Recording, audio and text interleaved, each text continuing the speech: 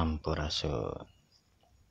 Alhamdulillah orang ditepangkeun deui dina atikan aksara Sunda.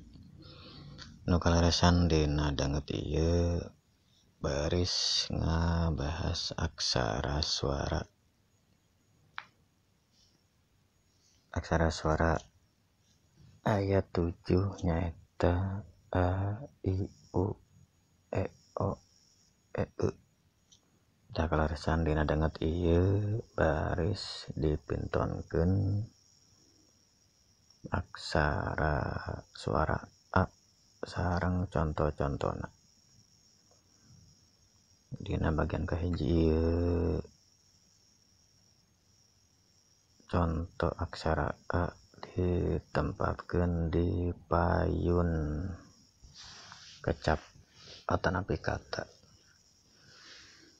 Salian ti aksara a anu teu ngangge rarangken oge disebat aksara vokal mandiri, oge dihadirkeun aksara a nu disarengan rarangken.